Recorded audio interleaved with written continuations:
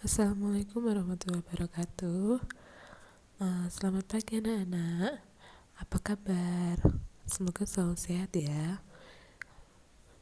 Kita berjumpa lagi di video pembelajaran kelas 8. Kemarin kita sudah belajar pengertian ciri-ciri mengenai berita. Sekarang kita akan belajar tentang struktur berita. Nah, apa itu struktur berita? Struktur itu bangunan ya.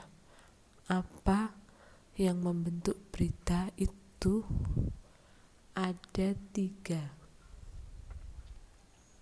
Yang pertama orientasi. Apa itu orientasi? Di situ sudah ada. Orientasi itu bagian yang merupakan pembukaan atau hal yang akan diberitakan pertama ya. Bagian orientasi pada umumnya berada di awal sebagai pengantar menuju bagian peristiwa ya. Jadi ada pengantarnya dulu ya. Nggak langsung dijelaskan peristiwanya apa, tetapi ada pembukaan. Setelah pembukaan barulah ada peristiwa.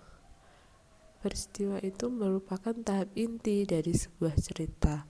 Berita dinarasikan sedemikian rupa hingga tersaji beberapa fakta yang kemudian dimunculkan sebagai sajian berita terkini yang meliputi 5W dan 1H. Jadi adik Simba itu berada di peristiwa. Kemudian yang terakhir itu sumber berita ya. Perlu sekali penting bahwa sumber berita itu harus ditulis ya. Nah, sumber berita itu apa?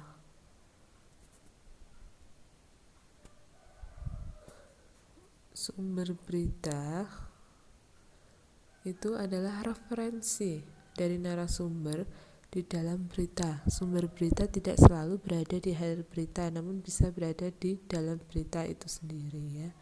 Maksudnya dari mana kamu dapatkan berita itu. Nah, itu ditulis ya.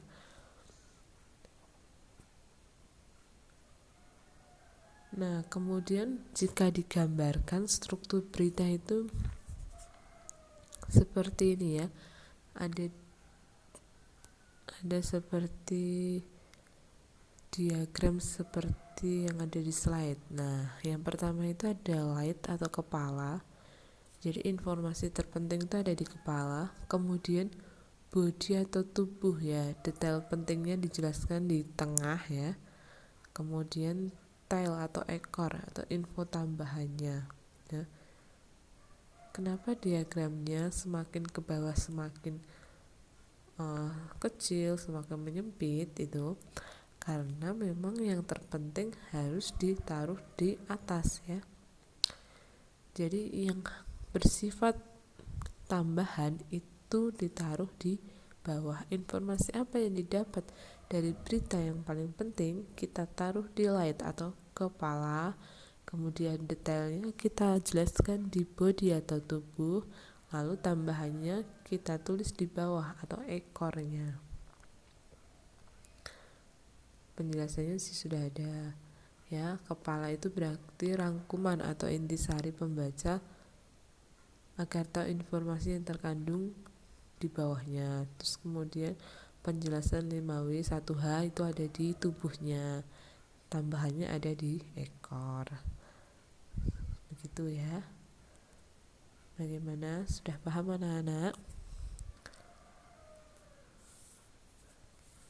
tentang struktur berita?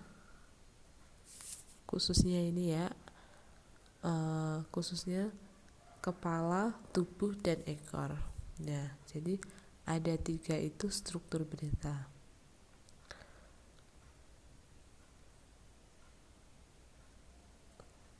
Tugasnya apa? Tugas kalian di rumah kalau sudah jelas mengenai struktur berita, coba kalian cari satu berita di majalah atau koran ya, bebas temanya tentang apa, judulnya tentang apa. Kemudian kalian tentukan ya. Paragraf 1, 2 itu itu kepala atau tubuh, kemudian mana ekornya, mana tubuhnya gitu ya. Bisa ya. Jadi cukup kalian tulis itu berita, cari berita yang singkat-singkat saja, kemudian kalian tulis mana yang kepalanya, mana tubuhnya, mana ekornya ya. Bisa kalian tandai di sebelahnya. Oke, sudah paham ya? Kalau sudah, sekian pembelajaran bahasa Indonesia hari ini. Jaga kesehatan selalu. Wassalamualaikum warahmatullahi wabarakatuh.